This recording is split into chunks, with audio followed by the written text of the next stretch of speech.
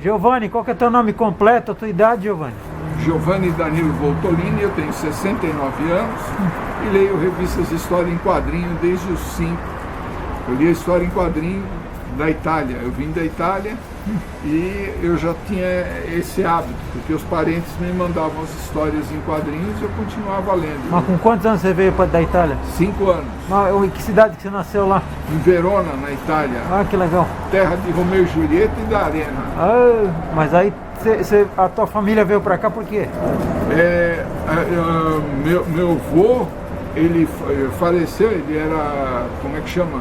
Quando o cara foi vítima de cegueira na Primeira Guerra, a gente tinha uma casa lá dentro dos portões da fortificação da cidade, né? A família era muito grande, meu pai era metalúrgico, viu que tinha oportunidades, não sabia se vinha para a Argentina, para o Brasil ou para o Canadá. Foi na coluna do meio e veio para o Brasil. E aí ele veio um ano antes, eu vim um ano com minha mãe depois, nós viemos de navio e estamos aqui até hoje. Legal. E qual que é a tua profissão, Giovanni? Bom, eu sou aposentado atualmente, eu cuido da parte de finanças, né? Antes de aposentar, eu trabalhei muitos anos nisso e paralelamente com histórias em quadrinhos. Você era contador, né? Fui contador também, fui gerente, fui auxiliar, fui office boy, fui um pouco de tudo. Legal. E você falou então que os teus parentes mandavam revistas em quadrinho para você? Mandava, o Corriere dei Piccoli, né? Porque aqui a revista sempre foi muito cara. Aqui primeiro nós fomos para Taubaté, que meu pai já tinha um emprego lá na indústria mecânica pesada, que existe até hoje.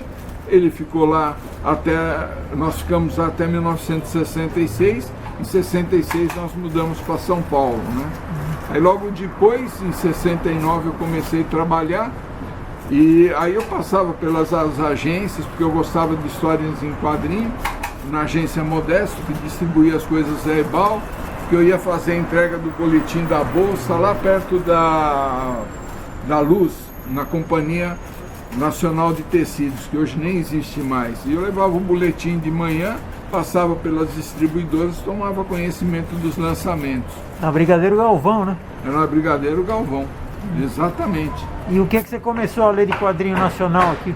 Poxa, eu comecei a ler as coisas mais da Ebal, né? Eu gostava muito. Umas coisas que eu me lembro de ter lido era o Capitão América, tudo que saía da Ebal. Batman, sempre gostei, era a minha preferência, né? Mas o que, assim, me chamou muito a atenção eram as histórias da Legião dos Super-Heróis, né? Que depois eu vinha saber que eram escritas pelo Jim Shooter, né? E os heróis morriam e eram substituídos. Achei muito interessante isso aí. É uma leitura muito agradável, né? Essas histórias da Tarzan também eu gostava muito. Tarzan do Jesse Mesh e depois do Russ Manning. Trabalho maravilhoso, né? Sempre do Kuber, falando em sequência, né? Que aqui a gente também lia muito quadrinhos nos suplementos dos jornais Diário de São Paulo e as revistas da Rio Gráfica também, que às vezes meu pai comprava. Tinha o Almanac do Flash Gordon, o Fantasma, né? O Fantasma é uma leitura que sempre me agradou também. E aí, nesse período, você já começou a colecionar ou não? Sim, já guardava as revistas em casa. Tem coisa que eu tenho desde aquela época. Quando eu vinha aqui para São Paulo, foi intensificando, né? Porque em 66 começou aquela história dos super-heróis da TV Marvel, né? A gente comprava os gibis nos postos de gasolina e aí eu fui me habituando a ler, né? Aqui em São Paulo você tinha muito mais variedade. Em Taubaté, as revistas chegavam numa quantidade muito limitada e assim esgotavam rapidamente nas bancas. Tem algumas bancas, né? E Taubaté vivia mais em função da Willis, que era uma indústria francesa, e também da mecânica pesada. E ali eram todos operários, né? Que vinham, porque mão de obra mais qualificada era vinda da Europa, né? Meu pai era metalúrgico, era como é que chama? Ele cuidava, caldeireiro, né? Mestre em caldeiraria. E as empresas estavam carentes desses profissionais, né? Depois, quando meu pai mudou aqui para São Paulo, ele saiu de lá, a gente morava numa vila só para os funcionários. Nós viemos para São Paulo, e meu pai começou a trabalhar na Bombroveri por 6 meses, depois mudou para a Voit. E ele ficou lá desde 66 até se aposentar, 87, 88, por aí, né? Ele se aposentou como metalúrgico. Legal. E você, quando é que você começou a ter contato com o pessoal de quadrinho mesmo? Com quadrinhos foi bem por acaso, assim, o pessoal mesmo, a gente pode dizer que eu me contactei com o Franco e com o Seabra, né? A gente andava sempre em sebo, porque o dinheiro era mais contado, então eu comprava mais revistas em sebo. E aí encontrei com o Franco lá uma vez, ele ficou super contente, aí fui ele e o Seabra, nós fomos até a casa dele, ele estava super contente, e também aí começamos a frequentar os 3 lá, a livraria do Gibi, né, do Ademário, e aí a coisa só foi crescendo, né? Depois a gente tomou conhecimento de como fazer história em quadrinhos. Eu trabalhei junto com o Franco na década de 70, no fim da década de 70. O Otacílio vinha aqui para São Paulo, fiz amizade com ele, comecei a colaborar fazendo tradução de textos e outras publicações lá da VEC, né? Eu paguei muitas mensalidades minhas com essas traduções. Eu traduzi a primeira edição do Tex, o Totem Misterioso, capa dura, que saiu no Brasil, né? E a coisa só foi crescendo, porque a gente vai tendo amor, vai gostando muito, né? Traduzi Zagor também, Bravec, e era tudo aqui pertinho, né? Porque eu entregava aqui e o Otacílio recebia lá no Rio de Janeiro, né? Eu passei uns dias na casa do Rio, uma vez aqui, quando eu fui de férias junto com o Franco e o Seabra, fomos conhecer a Ebal, levamos um projeto lá que passou, que foi a revista Clique, né? E o Otacílio se ofereceu, eu me hospedou na casa dele. Eu fiquei lá uns 4 ou 5 dias.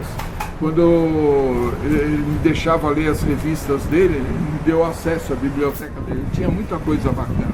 Quando ele vinha aqui para São Paulo, o Otacílio também ficava comigo, com o Franco.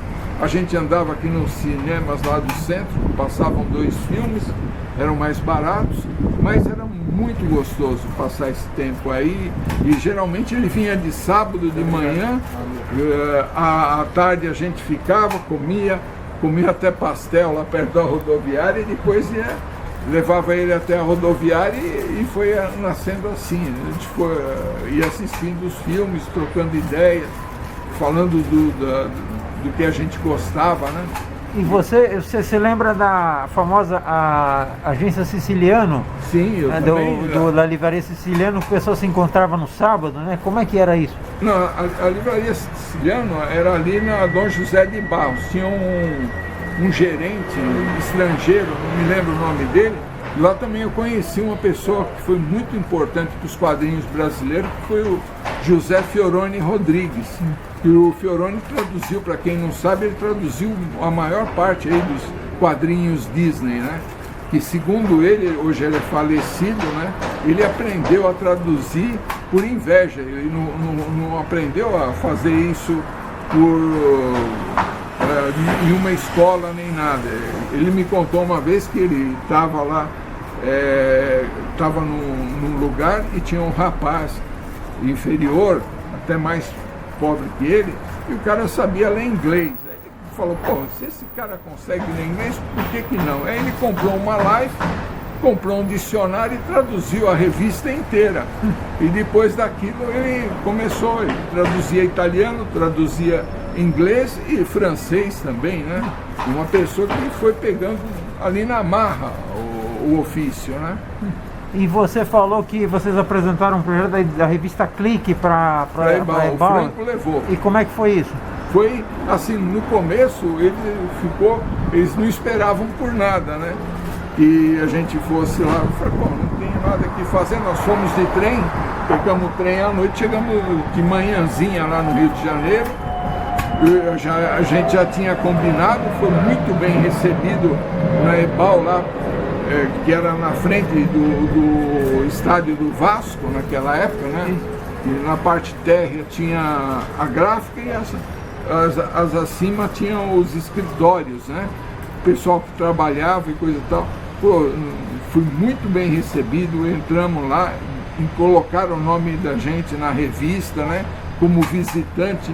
Eles fez questão de mostrar tudo, até o quarto andar, que era o santuário, que ele tinha toda a coleção dentro de arquivos, né? E tinha os fotolitos, a revista americana e a nacional. Era maravilhoso, ele tinha um monte de revistas fabulosas, tinha originais, ele tinha um original do Al Williamson, uma tira que ele ganhou porque ele mandou para o Al Williamson um álbum do Flash Gordon. Naquela época era muito raro, ninguém disse que sabia da existência desse álbum.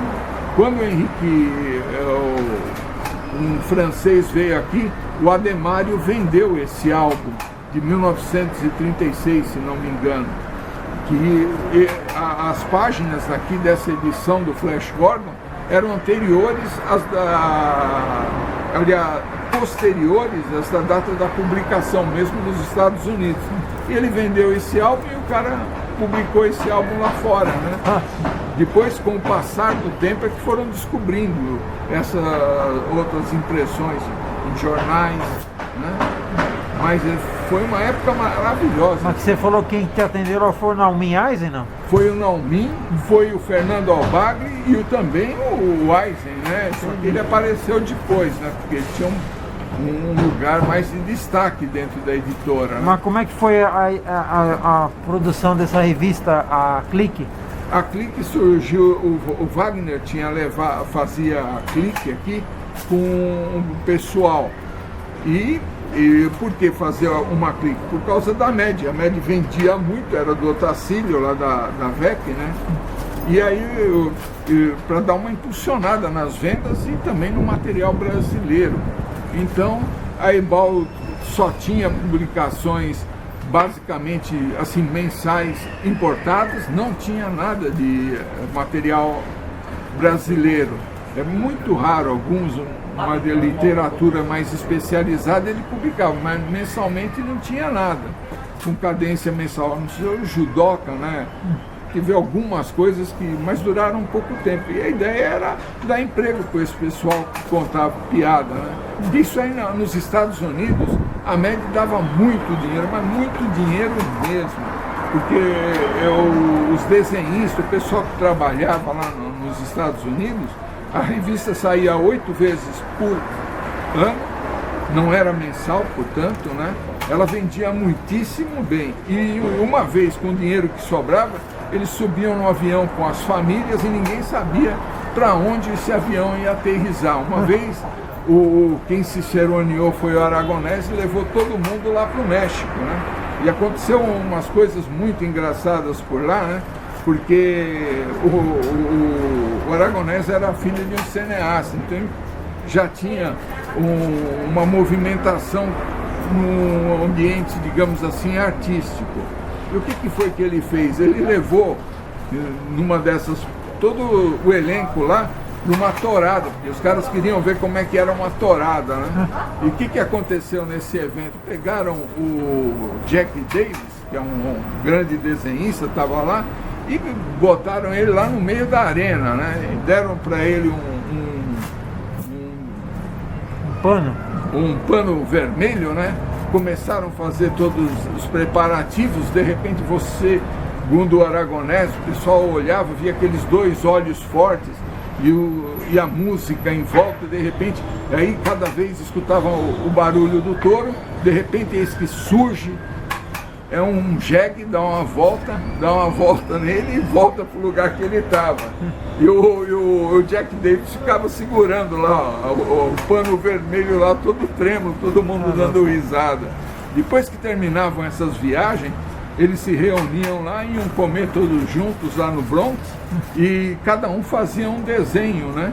Como ele fosse Cicerone dessa viagem, ele ficou guardando até hoje esse álbum, né? Giovanni, a revista Clique aí, o que vocês fizeram? A revista Clique, o Franco fez, a gente foi convidado aqui em São Paulo também pelos produtores daquele filme, como é que chama? Agora você me pegou, mas é um filme muito nacional, O Cortiço. E aí a gente com o Cassiano Rodo fizemos textos, eu fiz uma charge do Hulk, essa deram liberdade para fazer uma sátira do filme O Cortiço, e era basicamente uma média americana aqui com sotaque brasileiro, né? Para quem não sabe, a MEG só deu certo no Brasil, ela já foi tentada em vários países no mundo, mas nenhum país teve a duração que teve aqui no Brasil. Isso é um mérito total do Otacílio, que soube trazer, adaptar a revista e colocar ela com um jeito brasileiro. Tanto é que a revista aqui já saía mensalmente, diferente da americana, que era 8 vezes por ano. E a Clique, quanto tempo durou? Eu não lembro exatamente quanto tempo durou. Quem cuidou foi sempre o Franco, né? Mas não durou mais de 1 ano ou 2. Depois o Franco começou, eles gostaram dos trabalhos e isso rendeu para a equipe do Franco, do Cassiano e o pessoal que trabalhava na Clique. O Franco começou a fazer as histórias do Zorro lá para Ebal, e também fizeram um especial que ficou bem caro do filme do James Bond, que naquela época que era com o Roger Moore, né? Tinham Dentes de Aço, eles foram convidados lá e fizeram essa especial para Ebal. Né? Isso rendeu muito bem, para o Franco foi muito bom isso aí, porque depois ele usou isso aí como portfólio, foi trabalhar na Grafipar, né? E ele fez muitas amizades, ele expandiu muito o conhecimento. E hoje ele, graças a esses primeiros passos, ele evoluiu muito. Ele também se bem que ele começou também no Notícias Populares fazendo o Capitão Catinga e o Chucrutes, né? E você, depois da Clique, o que você fez de quadrinho? Eu me limitei a estudar, porque eu tinha entrado na faculdade e eu fazia só as traduções. Eu fiz uma tradução também do Tex para mitos, né? E aí eu comecei também a ver a possibilidade de fazer distribuição de quadrinhos. Eu também fazia com o Franco um fanzine. Eu, Sérgio, Franco, Seabra, a gente fazia um fanzine aqui numa escola pública, onde era impresso, porque o Sérgio guardava ali, e fazia com mimeógrafo, né? Sérgio, como é que é o nome inteiro do Sérgio? O Sérgio Pereira. Sérgio Pereira. Ele era um militar. Eu não sei se ele ainda está vivo, mas é muito gente boa, um cara correto, né? Ele era cabo naquela época. E a gente saía vendendo fanzine, né? Como é que chamava? Chamava fanzine. Fanzine? É. Mas aí vocês deixavam onde? Vendiam onde? Vendia na rua de boca a boca e vendia lá no Ademário. Ah, né? Que legal. Lá no Clube do Gibi. E foi muito bacana isso aí, porque a gente fazia... Antigamente você não tinha facilidade das notícias, então a gente falava quem eram os novos artistas que estavam fazendo as páginas do Tarzan, quem fazia, como era feito, né? O que o cara estava produzindo nos Estados Unidos, e aí você ajudava a divulgar. Nesse inteirinho também, o Franco, depois da Grafipar, ele fez muitas coisas com os profissionais, né? Com o Shimamoto e o Ataíde, né? O Watson, fazia fanzine com o Watson também, né? Foi uma época muito bacana. Eu fui para Curitiba diversas vezes, eu levava as revistas importadas. Eu sempre importei bastante revistas desde essa época, e eles tinham carência desse tipo de material que aqui em São Paulo era mais abundante. Como eu tinha essas publicações, tinha facilidade, às vezes eu comprava, o pessoal via aqueles trabalhos de Frank Miller, via Neil Adams e tal, e imitava de certa forma, né? Porque em Curitiba não chegava nada disso, né? E como é que você começou a importar material? Era porque o Fioroni comprava as coisas, então nós fazíamos uma sociedade para conseguir atingir um valor expressivo para os americanos fazerem o pacote. Então a gente se reunia, fazia uma lista do que queria, mandava para o americano, naquela época o cara mandava uma espécie de fatura, você ia no banco, ou às vezes ele fazia remessa, ou às vezes a gente mandava cheque dentro do um cheque nominal à livraria e os caras mandavam a mercadoria, né? E como é que você sabia o que saía lá nos Estados Unidos? O Budiplant, eu comprava muito do Budiplant, o Budiplant mandava catálogos, né? E era a primeira livraria que eu tenho conhecimento que publicava underground e todo esse material alternativo. E ele existe até hoje, né? E ele fazia mensal, mandava o catálogo pelo correio. Ainda hoje ele manda os catálogos, embora eu consulte pela internet, né? Mas então você recebia um catálogo. Um catálogo e você fazia o pedido. Encomendas mensais, por exemplo? Mensais não, naquela época era trimestrais, que era muito dinheiro. Então você tinha que ir lá no Banco Holandês Unido, cobrava uma taxa mais barata que o Itaú. Depois o Itaú começou a ser mais acessível que o Banco Holandês. E depois veio o cartão de crédito internacional, que facilitou barbaridade, né?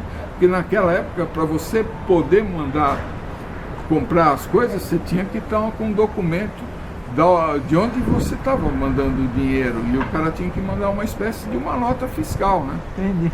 Mas aí você acabou virando uma referência virou uma referência dos desenhistas brasileiros, então? Sim, ajudou muito, né? Não, mas eu também tinha muita amizade, um cara que é muito importante, é com o Sampaio, que mora em Campinas até hoje, eu me correspondo com ele até hoje.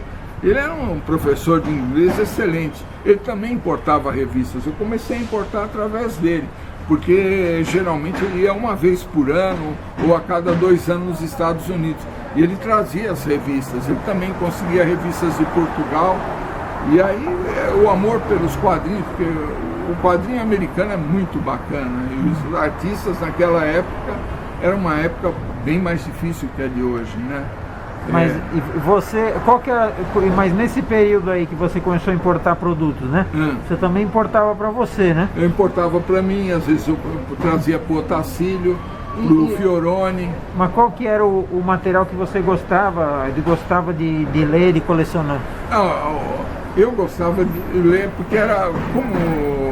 Eu sempre gostei do Homem-Aranha, então o Homem-Aranha eu dei uma continuidade, né? Aí eu sempre fui trazendo o material do Homem-Aranha para mim, aí veio uma livraria mais especializada, o Mailer High, que existe, mas não faz mais esse serviço hoje em dia, e aí eu colecionava os Titãs, os novos Titãs, o Homem-Aranha, algumas histórias, porque a gente tinha condição de saber com 3 meses de antecedência o conteúdo das revistas. Aí comprava mais de acordo com o gosto do desenhista. Tinha Jack Kirby, tinha Neil Adams, tinha Steranko, e aí a gente fazia um pouco, porque o dinheiro era limitado, então a escolha também tinha que ser muito bem feita, né? E até hoje você importa material, né? Importo sim, material para mim, para os amigos. Hoje o que eu mais leio são revistas, a revista Comics Review, que eu tenho assinatura, que reproduz as tiras diárias, né? De Buzz Sawyer, Tim Gordon, que saiu aqui, Tarzan, e o Fantasma mesmo, o Phantom, de uma maneira muito boa, né? E é muito bacana, um papel de qualidade boa. Uma grande mudança que aconteceu, eu passei a colecionar mais histórias de tiras e de páginas dominicais, que eram escassas. Então, nos últimos tempos eu me dedico mais a isso. E também a leitura, eu gosto muito de ler. O que eu compro geralmente eu leio, uma pequena quantidade eu não leio, mas a grande maioria hoje em dia eu leio. Eu tenho comprado mais material da década de 70 e 80, que são os materiais melhores, né? Naquela época os caras, os desenhistas, escritores escreviam em 17 páginas uma boa história, que para contar uma boa história está difícil, e às vezes os caras demoram 4 edições para contar, porque antigamente o pessoal contava em uma edição, né? Então os editores acabaram publicando, em vez de revistas em quadrinho, mas o que a gente chama nos Estados Unidos TP, Trade Paperback, e as histórias são completas e o custo obviamente é muito acima. E as traduções você continuou fazendo, né? Eu faço mais para mim, né? Mas eu não trabalhei mais para nenhuma editora. Depois desse último trabalho para Mitos, né? Eu me limitei a distribuir as revistas deles. E eu faço isso toda quinta-feira. Tem pessoal de São José que vem aqui buscar, tem uns outros colecionadores e também tem pessoas aqui lá, o Roberto Elísio, que me pede as revistas, eu forneço para ele, porque ele não tem como conseguir mais essa revista. Depois que a Devir deixou de fazer esse serviço de importação, as pessoas me procuram, e se eu posso atender, eu trago. A gente já tem uma certeza de valores, né? Entendi. Que é mais fácil. Então você já tem cliente fixo, então? Tenho alguns clientes fixos e tenho também o material brasileiro, né? E agora a gente fazia um fanzine, os primeiros fanzines eu fiz com o Franco depois, e o Wilson também fez fanzines, e a gente está se juntando para lançar o Alegoria, que vai sair até o fim do mês. A gente já procurou uma gráfica, né? E a gente nesse fanzine vai trazer histórias que estão em domínio público, mas que foram muito importantes, inclusive do Jack Kirby. Tem uma do Pistoleiro Fantasma, que nunca foi publicada aqui. Essa do Jack Kirby, que fala do projeto Cadmus, que ele usou os personagens para dar uma expandida no universo do Jimmy Olsen, quando ele foi para DC. Também tem uma história sobre o universo do Kamandi, que ele se aproveitou de umas histórias antigas, e uma história lá que a gente pode até dizer do Steve Ditko, que ele pegou um personagem do tipo do Electro. As histórias são muito bem desenhadas, são a reprodução que a gente conseguiu fazer está de primeira, e a revista promete sair em formato magazine. Vai ser uma revista.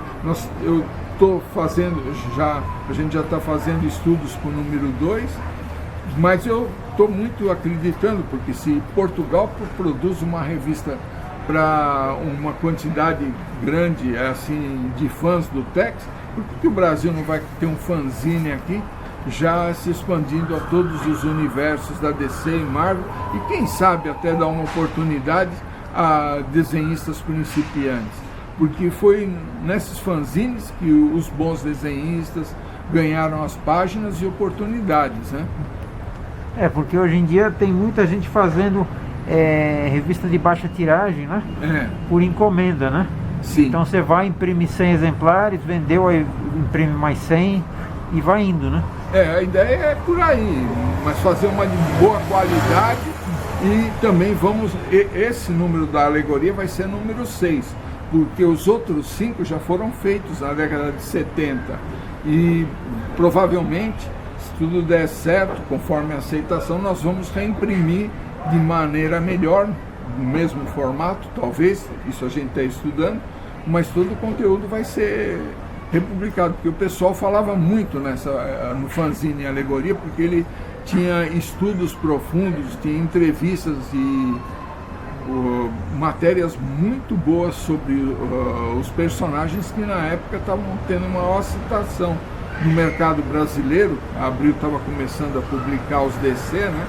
Então falava-se dos Titãs, dos X-Men, que foi o primeiro, e assim por diante, todas essas edições.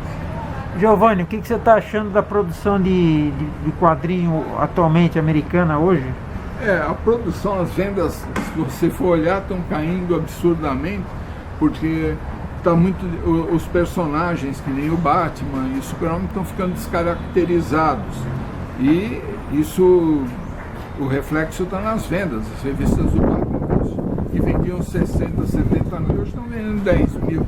Isso lá nos Estados Unidos. Aqui no Brasil também eu não acredito, eu não sei da tiragem deles, mas eu acredito que seja bem menor que das revistas do Batman, tipo Batman Saga do Super-Homem, que reproduzem as histórias dos anos 80, que são melhores, e o custo-retorno para o leitor é muito melhor, né? Então eu conversei já com o pessoal de banca, que eu sempre converso, e aqui também das livrarias, e a resposta tem sido sempre a mesma. As publicações antigas estão vendendo mais. É lógico que hoje o que vende mais, indiscutivelmente, são os mangás. A gente tem notícias aí que da época do começo da pandemia para hoje, de 2 milhões, de 1 milhão e 200 mil, foi para 2 milhões, um crescimento de mais de 100%. Não, mas isso juntando todas as revistas que saem de mangá, né? O número dos mangás. Mas se você for ver, os super-heróis só caíram, porque eles querem te impor outras ideologias e o pessoal que compra gibi é para ver porrada e o que ele vê lá é outra coisa. Então isso, do meu ponto de vista, fez cair as vendas. Você acha que também tem influência o fato dos personagens hoje estarem no cinema e na TV também, não? Isso ajuda sempre as vendas, né? Mas o vender uma história que já foi passada no cinema, no gibi, não é certeza de venda. Isso nunca foi, mesmo nos anos 70, 80, quando Super-Homem, o primeiro filme foi. É lógico que aumenta a venda, existe a revista sobre o filme, mas a história não é tão boa, porque ela foi desenvolvida para o cinema. A que é melhor mesmo, que o leitor está acostumado, é que foi desenvolvida para ser vendida em papel, né? Então é uma diferença muito grande, mas contribui para trazer leitor, mas não tanto quanto as pessoas acreditam, né? O cinema está sendo um bom divulgador dos quadrinhos. Ô Giovanni, se alguém quiser importar alguma coisa, entrar em contato com você, como é que faz? Olha, eu tenho um e-mail, gidavolt, GIDAVOLT, @gmail.com, né? É só me escrever e falar o que você está precisando. A ideia também desse fanzine é que eu já conversei aqui com o pessoal da Comics, que vai estar sendo vendido aqui. A gente faça uma festa de lançamento e depois um ponto de encontro, para que as pessoas que gostem, que tenham afinidade aos quadrinhos, sempre possam se encontrar e conversar e trazer colaborações para a revista também. Legal. Giovanni, muito obrigado. Obrigado.